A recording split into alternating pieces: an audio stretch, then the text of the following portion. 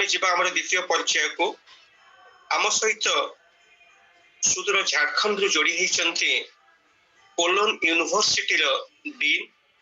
तथा ओडिशार जड़े विशिष्ट कथाकार डॉक्टर सत्यप्रिय महालिक। उपन्यास से पाइचंती ओडिशा साहित्य एकेडमी पुरस्कार। उभय गल्प एवं उपन्यास रही एक नुआ धारा। से मध्य बेले बेले कविता लिखते जदियो बहुत कम लोग जानी कविता संपर्क में कथाकार हिसाब से जानते। एक प्रसिद्ध कविता दीर्घ कविता संकलन रही पाद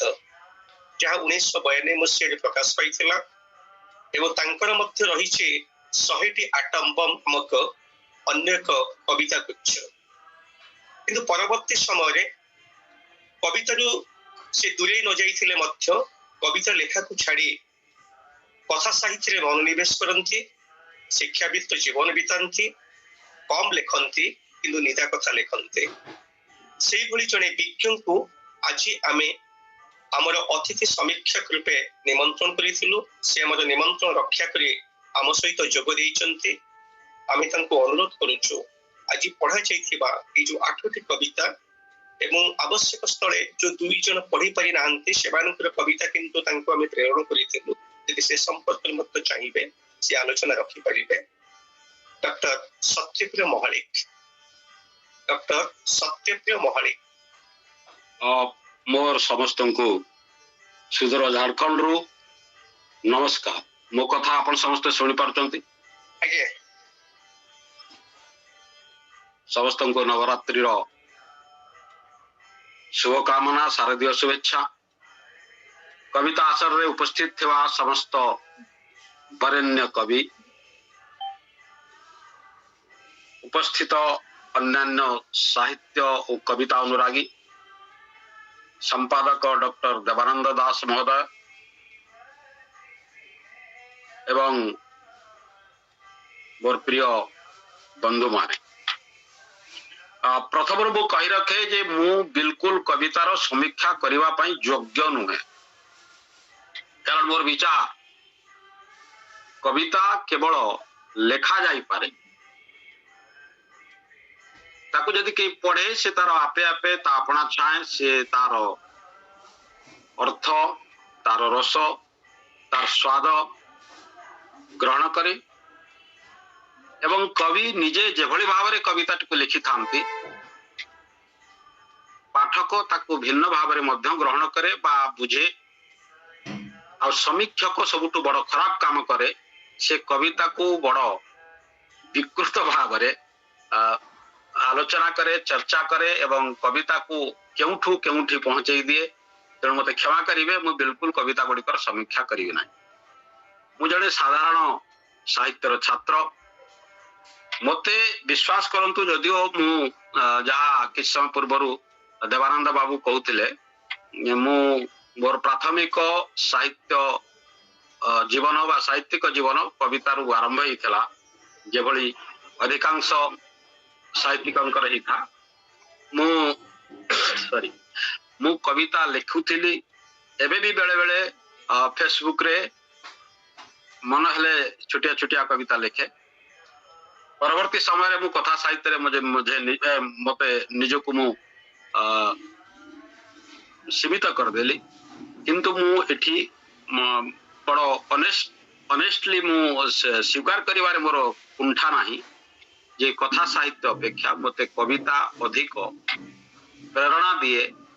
भल लागे एवं मु अधिक कविता को श्रद्धा करे। तार कारण हला जे कविता को केवल निरोला रे लेखा जाई पारे एवं निरोला रे पढ़ा जाई पारे एवं एकुटिया बुझा जाई पारे। कम समय भितरे गोटे कविता को आमे पढ़ी परिवा एवं ताकू दीर्घ समय धरी बुझी परिवा। एटा होचे कवितार एक बहादुरी। एठी 8टी कविता पढ़ा जाइछि जदिओ 10टी कविता मो पाखरे पहुंचीतला। मु ओडिशा ठू दीर्घ 26 वर्ष धरी बाहर अछि। ओडिशार साहित्यिक पाणीपाग एवं साहित्यिक मानक सहित मोर परोक्ष संपर्क था सीधा सड़क बहुत कम लोक को देखबार बा भेटिबार सुजोग पाई न था खास करी कविता आसर रे बसिबार किंतु मते कविता आसर भल लागे एवं कवि माने अधिक प्राणमय लागंती एई पई जे कविता रे बोध हुए छलनार कथा न था कविता तार सौंदर्यर कथा कहू कहू विप्लवर कथा कहे मु एठी आल्बर्ट काम्यूकर द रिबेल बहिरे थिबा गोटे धाड़ी मु उद्धार करी तापर आम आलोचना प्रसंग को जीवा कारण जाने मते ठीक 7टा सुधा मोर वक्तव्य शेष करिया पड़िबो काम्यू गोटे प्रसंग रे कहिसंती the beauty no doubt doesn't make revolutions but a day will come when revolutions will have need of beauty अर्थात से कहउचंती जे सौंदर्य रो कोनसी दरकार नाही जे सौंदर्य को विप्लव दरकार पड़िबो किंतु गोटे दिन आसीबो जेते बेले विप्लव सौंदर्य को खोजिबो बा लोडिबो এই কথাটি से रिवेल बहिरे जेते बेले विद्रोह बा विप्लव बा क्रांति विषय रे कहउचंती सेते बेले केउठी ना केउठी आमे कविता संपर्क रे कथाटी को भाभी परिबा बा चर्चा करि परिबा कारण मोर विश्वास जे कविता केवल कविर कथा कहि नाही गोटे कालखंड रे जो समय को से भोगु थाए बा बंचु थाए से समय को आउरी आगो को देखिबार जो दुस्साहस केवल कवि ही करि पारे कारण कवि जदि ता कविता भितरे केवल निजर कथा कहू था बा निजर कथा भितरे सीमित था मते लागे जे से कविता बोध हुए क्रांतिकारी बा कालजयी कविता ही परिबो नाही तेणु अधिकांश कविता रे आमे सेही कथाटी को खोजू खास करी मो भली जने साधारण साहित्यर छात्र से खोजे जे मोटे क्यों कविता काली पाई स्वप्न देखेब मोर बंचुथिबा समयर बा कालखंडर एक सीमा भितरु हाथ धरी डाकी नहीं बहुत दूर दूरांत पर्यंत एक स्वप्न देखेबार भूईटी तैयारी करिवो जदि ताहा से कविता करि पारु नाही ताहले मते लागे जे से कविता केउठी ना केउठी असफलतार सोपान चढ़ुची ताकू आमे भलो कविता भावरे ग्रहण करि न पारु तेणु साधारण पाठक भावरे मोर आ मंतव्य आपण मो सहित एकमत होई पारंती बा न होई पार कथा हला जे आज आमे जो 8टी कविता पढ़ीचु से सब कविता गुडी कर कवि मान को आउथरे कोटि कोटि प्रणाम जणाउची कारण समस्त कविता मते छुईची मते भलो लागिची एवं सबुठु अधिक खुशीर कथा हला उड़िया कवितार एक समय थिला जेते बेले आमे खास करी पाठक वर्ग उड़िया कविता ठारू दूरे जाइतिले ए समयटी बड़ अकालर समय थिला मु कहे जे उड़िया कवितार अकाल बोली ताकू कहा जीवो पाठक ठारू दूरे जाई कृत्रिम बौद्धिक आवरण बा छाल पिंदी कविता गुड़िक विदेशी तत्व एवं कृत्रिम भाव संप्रसारण द्वारा कविता गुड़ी को एभली भाव रे लेखुथिले जेउथिरे पाठक से कविता को पढ़िबा बा बुझिबार ऊर्ध्वरे थिला एवं कोनोसी कविता पाठोत्सव केवल एक बौद्धिक विलास रे रूपांतरित हो जाइतला किंतु 80 परवर्ती समय रे सौभाग्यर कथा उड़िया कविता माटी मनस्क हला एवं कवितार छंद लालित्य कवितार भास्कर्य कवितार शब्दपुंज कवितार भाव रस एवं भाव संप्रसारण एते सुंदर एवं एते सहज सरल हला जे आमे कविता गुडी को पढ़िबा पई चाहिलु कविता पाठ उत्सव रे बसिबा पई चाहिलु कविता पाठ को अत्यंत प्राणर सहित बुझिबा को बा हृदयंगम करिबा को भाबिलु सेही समयर बा सेही परंपरार जो कवि आज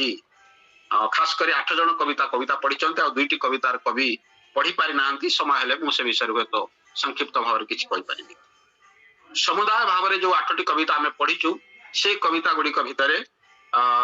प्रथम जगन्नाथ मंडल तो पढ़िले ना दुर्गा स्तुति कवितारे जहाँ मते से कविताटी मिलता जय जय देवी चंडी के दिन जय जगन्नाथ स्वभावे भाष इत्यादि प्राचीन काव्य ओडिया काव्य परंपरार एक जोगसूत्र स्थापन करी जगन्नाथ मंडल दुर्गा माँ दुर्गांकर स्तुति गान करिवारे तांको कविता को उत्सर्गित करिसंती एवं शेषरे से दिन जगन्नाथ स्वभावे भाषई जेभଳି हमर रीतिजुगीय बा परवर्ती कालर कविता गुडी करे कवि तांकर भणितारे निजर नाम को पसंद करथिले दबा पई सेमिति से करिसंती कवि कविता पढ़ी नांती किंतु कविताटी किछि लोकन को भल लागिवो जे छंद प्राचीन काव्य परंपरार से दादा भाव कविताटी बेस आम को भल लगे दुई रे अजित राउत को ओडियांकर यही तो भूई पूरा पढ़ी पारे ना भाई से कविताटी से ओडियांकर यही तो भूई विच्छिन्नांचल खास करी सड़ई कला खरसुआ अंचल जो अंचल मुझे बसवास करुच्ची से कविताटी लिखिंट मु दीर्घ 26 वर्ष धरी विच्छिन्नांचल अच्छी मत लगे जे विच्छिन्नांचल जेकोसी ओडिशा बाहर जो विच्छिन्नांचल को आप जी जदि सेठी कौन ओडिया भाई भौणी मान भेटे ओडिया भाषाभाषी लोक मान ओडिया गोष्ठी लोक मान भेटे आप निश्चित भाव में पाखे देखिपारे जे ओडिया जाति ओडिया भाषा ओडिया संस्कृति को बंचुवा एवं बंचे रखापी जो संघर्ष करुवा मनीष मान केड़े दुर्दशा से विषय से कविताटी लिखिंट निजर कष्ट निजर स्वप्न निजर संभावना विद्रोहर कथा को से वर्णना कर आम जा तृतीय कविता स्वाति महापात्र पाखक जे शीत तुम्हें आस कवितारे कविता वास्तवतार पट्टचित्र कथा कही बहुर फटा गोईठी करीम रिक्शा वालार नियंटिया गामुछारे पाणिचिया स्नेह संपर्क लोड़ा ना इत्यादि स्वाति महापात्र कविता शीतर वर्णना कला बेले सी जीवन अकृत्रिम वास्तवतार जो पट्टचित्र आमको देखई क्वचित कवितारे मिले आत्मरति करुवा पलायन मानसिकतार कवि मान अंतत बेस भल स्वाति महापात्र शीत तुम्हें आस शीत को आगमन बा शीत को आह्वान करने अवसर में से शीतर वास्तव प्रेक्षापट कथा वर्णना करिसंती 3 नंबर चतुर्थ नंबर रे कविता प्रतिचि नंदनकर भू आम समय ग्रीन राइटिंग बा आमे जो इकोक्रिटिसिज्म रो दायरा भितर रखुवार कविता पृथ्वीर सबुजिमा रंग छिटिकी पड़ी ड्राइंग रूम रे समय बहुत कम आ 3 मिनिट मो हाथ रे अछि कम समय आया जीव आगु को दिशा नहीं परिबे अच्छा अच्छा अच्छा मु चेष्टा करी प्रतिचिनंदनकर कविता मते सबुठु बेसी भलो ई पई लागिला जे जो समय आमे बंचुचंती आमे कृत्रिम जीवन भितर बंचुचंती हमर ड्राइंग रूम भितर प्लास्टिक रो साम्राज्य कंक्रीट बन्ना तळे लुचि लुचि कांदे शोषर चातक तांकर जो इमेज बड़ चमत्कार सिलिंडर रो कृत्रिम जीवन वैकल्पिक प्लास्टिक पर्यावरण कविता पर्यावरण रो कथा कहूची ग्रीन राइटिंग रो कथा कहूची किंतु बेले बेले मैडम जदि आपण केते गुडी शब्द प्रति आउ थरे संजत ही थांते तो सीधा सड़क आमे पर्यावरण को कविता भितर जेतेबेले उतारी नवा आमे आउरी केते गुडी शब्द को काटछाट करी ताको अलग भाव रे लिखि पारथांते किंतु मु आपन को धन्यवाद एई पई जणाउची जे ग्रीन राइटिंग रो जो समय एवं जो संभावना आमे देखुछु जे कविता बा साहित्य मनीष एवं तार पर्यावरण कथा कहब से कामटी को आपण जने सचेतन कवि भाव रे कंक्रीट रो तुलसी चौराठू एवं आम ड्राइंग रूम रे व्याप्त हेउथिबा हमर समग्र जीवन परिवेश रे व्याप्त हेउथिबा वैकल्पिक प्लास्टिक पर्यावरण को बंचेबा पई प्रचेष्टा करिसंती मैडम आपण बहुत बहुत धन्यवाद। पंचम कविता रमेश चंद्र साहूकर अपराजिता मार से स्मृति कविता रे उतरीची माँ तो आम व्यक्तिगत जीवन रु दूरे जाउची कोई तो वृद्धाश्रम रे किंबा गाँव को भंगा रुजा चाल घर भितर घर जगी बहाना रे मृत्युर शीतल अपेक्षा रे बापा माँ को आमे निज पाखरे रखिबार साहस बोध हुए आम पाखरे नाही किंतु मार से स्मृति अतीतर स्मृति को जेभली भाव में आपण वर्णना करिसंती मार पणत हुए पुनेर जन्म मुह संज बेले से पुराणा दिन पोड़ा पिठा छेनामंडा रजदोली एवं शेष मो स्मृतिर कई गुंथा पद्म पालिंकी तू आसु माँ को मने पकेवा एवं माँ सहित जीवन बंचिवा ये दुईट अलग कथा। कविता रे माँ को आमे मने पकऊ कविता लिखिबा पई हो बा साहित्य लिखिबा पई हो किंतु आमे आमर माँ और बापा मान को आम व्यक्तिगत जीवन रु दूरे दउचु एवं से माने आम पाखरे आ रही पारु नाहंती विभिन्न कारण रु ता विषय भी समय अच्छी एवं चिंता करिवार सुजोग अच्छी। ये कविताटी आम से प्रश्न चिन्ह उपर छिड़ा करैछि। मु आशा करी ये कविता अनेक लोकन को प्रेरणा जोगेइबो जे आमे माँ को खाली आम स्मृति पटरे बा कवितार पृष्ठार सीमित करवा ना आमर व्यक्तिगत जीवन बलय भीतर को माँ को डाकी आनिबा एवं आमे तांको सहित बंचिबा। 6 नंबर कविता रे कवि श्रीराम मिश्रंकर कविता संपर्क रे से लिखुथिले प्रकृतिर चित्रपट सहित गोटे किमिति कविता गोटे टूल भाव रे काम करि पारिबो। प्रेमिका साजिछि मृदु मलय अपूर्व सुंदरी संस्कृति दायिनी धर्म समन्वय क्रांति आने बार बार इत्यादि अनेक कथा से सेठी कहउचंती। कविता को मते लागुची जे से गोटे टूल भाव रे व्यवहार करचंती गोटे social change the tool of A social change. It's good क्योंकि कविता बहुत समय रे आम मान को खाली जे सुख बा विलास बा व्यक्तिगत आत्मरतिर कथा शुणेब ता नुहे कविता अनेक समय रे आमर सोशल चेंज रो टूल भाव रे भी काम करि पारिबो। स्नेह मिश्र को कविता से प्रसंगटी रो एक द्वार खोली देइचंती। कविता रे कवितार संज्ञा ठू आरंभ करी कवितार दायित्वबोध पर्यंत सब कथा। 7 नंबर रे ऐश्वर्या प्रधान शोष कविताटी रे आशा और निराशार प्रश्न चिन्ह आंकिचंती। जीवन अपूर्ण इच्छा को नहीं बंचिबार आप्राण चेष्टा अतृप्त पिशाच भोकर कराल रूपरू बाहरुथिबा कंकाल तृप्ति और अतृप्तिर जो द्वंद्व भितर जीवन देखिचंती कवि ऐश्वर्या प्रधान। कविता बड़ शाणित एवं तीक्ष्ण केउठी ना केउठी आमर अनिच्छा और अपरिपूर्ण जीवन को आघात करुची। 8 नंबर कविता कवि पिनाकी मिश्रंकर। पिनाकी मिश्र आम समय जड़े प्रतिष्ठित कवि चित्रशालार चकोरी सबुठू भल लगे कवितार आवृत्ति। कारण मु भावे जे कविता लिखिदेले जदि आपण आमे लिखि दउछु कविता तो ताले आमे जदि पढिबा पई निज पई बा अन्य का पई पढिबा पई हेले ठीक अछि से ताक भाटरे पढिबो। किंतु जदि आमे कविता आवृत्ति करूछु कोनसी कविता पाठोत्सव रे ताले कवि निश्चित ता प्रति ध्यान देबा दरकार जे मोर आवृत्ति विरक्तिकर हो नाही तो बा मु जो कविताटी पढुची ताक अन्य माने किभଳି भाबरे सुनुचंती बा ता ग्राह्य हेउची कि नाही। अनेक समय मु देखिछि कविता पाठोत्सव रे लोक उठिकरी पळांती खाली कवि जे थाय से ही पढिया पई शेष रे थाय बा जा कविता पढा से पळै जांती। ये अंततः एक कामटी को पिनाकी मिश्र बड़ चमत्कार ढंगरे रोकीचंती। अर्थात तांको कवितार जो आवृत्ति बड़ चमत्कार से जो भली भाव रे कविताटी पढ़िचंती। प्रणय खास करी गोटे शब्द से कहउचंती प्रणयतंत्र केउठू शिखिल केही तो सिखाए नाही।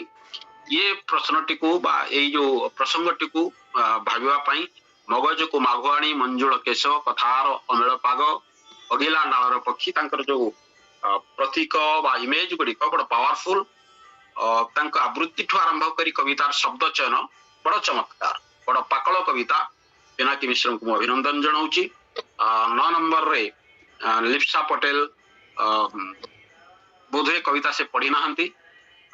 से तांको प्रेमिका पणर कथा ही कविता रे कहिचंती। कारण प्रेमिका सैक्रिफाइस करिवो जने प्रेमिका से जीवन को अनेक समय रे प्रेमिक पाई बा तार प्रेमी पुरुषटी पाई से सब बळे निज को उत्सर्गित करूचंती एवं सेथिरे से तार डिफाइन करूचंती निजर प्रेमिकापण को जे मु किभଳି भाबरे मोर प्रेमिकापण को मु अन्य पाखरे जाहिर कर पारि। प्रेम और प्रेमिकापण कथा कहिला बळे गोटे नारीवादी स्वर मध्य तांको कविता रे स्पष्ट भाव रे दिसुची। किंतु मैडम को मु आउर थरे अनुरोध करी जे चमत्कार कविता लिखित प्रसंग रे मैडम कविताटी भितर नियो फेमिनिज्म रो जो स्वर आमे आम तथाकथित समय बा पारंपरिक ये जो प्रेमिकापण बा प्रेमास्पदार आह्वान भितर आमे आउ थरे निज को पुनराविष्कार करवा आवश्यकता अछि। एवं मैडम कविता बेस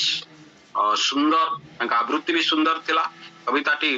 भल लगे मते खास करी किसी समय मु जो कविता गुड़ी को शुणिली मो सत कथा कहूँ आपण मानू मोर आज दिनटी सार्थक है कारण दिन सारा बड़ अजथा काम इे सियाड़े था 10 नंबर कविता है पूजाश्री सेठींकर बोध यहाँ शेष कविता आम आलोचनार पूजाश्री सेठींकर इच्छा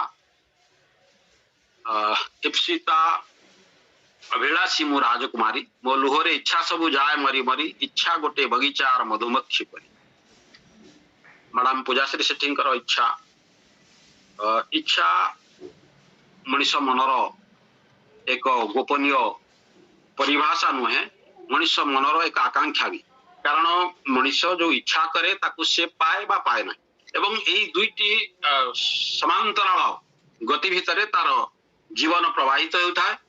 तेणु कविता से प्रासंगिकता को अत्यंत तीव्र भाव तीक्ष्ण भाव वर्णना करिसंती कवि पूजाश्री सेठी इप्सिता अभिलाषी मु राजकुमारी केउठी बेले बेले तांको आशार स्वर केउठी बेले बेले निराश हो जबार इच्छा अपूर्ण हबार बा अतृप्त हबार अवशोष ये दुईटीर गोटे समांतराल गति कविता भितर आम देखि परिबा कविता 10टी जाक कविता मु आपनको सामने रखिली मु आउ थे क्षमा मागी नौची जे कविता को आपण आदौ समीक्षा बोली भाविबे नाही एवं ये कविता विषय कौन से राय देवार मोर अधिकार मध्य नाही एवं मु सर्वश्रेष्ठ बा सर्वशेष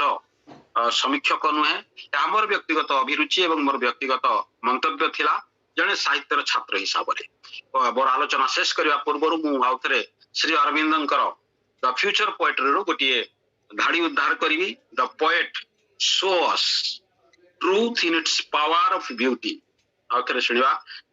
show us truth in its power of beauty in its symbol और इमेज कवि अरविंद कहते जे कविता हमको तार सौंदर्यर शक्ति देखाए एवं केमिति देखाए ना तार सिंबल और इमेज द्वारा तार प्रतीक और चित्रकल्प द्वारा से तार सौंदर्यर शक्ति को प्रदर्शित करे सब बेले यही कथाटी को कवि मन रखा दरकार जे आम सीधा सड़क कौन सी इजम कौन सी वाद बा कौन सी प्रवचन बा कौन सी प्रवक्ता को कौन सी धारा को सीधा सड़क कविता भितर जदि प्रयोग करवा कविता गुड़िक केउठी ना केउठी सफल हब ना तेणु आमे प्रथमे जो अल्बर्ट कामू कथा मु कहली से ठीक से कथा कहते रिवोल्यूशन ब्यूटी को खोजिब दिने समय आसो जो विप्लव तार भाषा प्रकाश करने सौंदर्य को खोजिब ठीक से कथा ब्यूटी पाखे कहते Arvind the poet show us truth in its power of beauty in this symbol और इमेज ये तार शक्ति को तार सौंदर्यर शक्ति को कविता तार प्रतीक एवं चित्रकल्प माध्यम प्रदर्शित कर वक्तव्य शेष करने पूर्वर मु समस्त वरेण्य कवि मान आउ थे प्रणाम जनाऊँ कारण सतरे आज संध्या कवि मान उत्सर्गित एवं कविता नहीं तो संसार नहीं कविता नहीं तो जीवन अपूर्ण कविता नहीं तो मनीष अपूर्ण तेणु जो माने कविता लिखती जो माने कविता चर्चा करती जो माने कविता आसर रे कम संख्या मत लगुच तो 14 जन को देखुची बहुत काम अन्य मानकर थिबो ई सारा काम सत्वे भी जो माने कविता आसर रे जोग देइचंती सेमाने केवल एक पवित्र काम करि नाहंती सेमाने सतरे तांको अम्लजान रे तांको श्वास प्रश्वास रे जीवन को नेउचंती जीवन जीउचंती जीवन बंचुचंती तेणु समस्त को आउ थे प्रणाम जनाऊँ खास करी प्रजन्म साहित्य ये पृष्ठा को एवं यही आसर को संचालित करुवा संपादक डॉक्टर देवानंद दास को अशेष अशेष धन्यवाद दूची जे आपणकर एभली एक प्रयोजना द्वारा आमे किछि समय कविता मनस्क हेलु शुणिलु कविता चर्चा कलु खास करी मो भली जने अकवि लोक किछि समय कविता शुणी मुग्ध हैला एवं कविता विषय रे मोर किछि मूल्यहीन मंतव्य दे जदि क्या आघात देथिबी कहार कवितार अवमूल्यन करथिबी मते क्षमा करिवे कारण मु कविता लिखे नाही बा कविता बुझिबार मध्य मोर सामर्थ्य नाही किंतु मु जने साहित्यर छात्र हिसाब रे मते जेतिके लागे जे कविता एभली हवा दरकार बा एभली मते लागिला ताही मोर व्यक्तिगत मंतव्य द्वारा आपनको किछ समय आपनको समय नेली मु पुनः समस्त को धन्यवाद जनाऊँगी, नमस्कार जनाऊँगी। आउ थरे केबे पुणी सुजोग मिले आपण समस्त सहित मु जोड़ी हेबी। नमस्कार, धन्यवाद। धन्यवाद डॉक्टर सत्यप्रिय महालिक महोदय।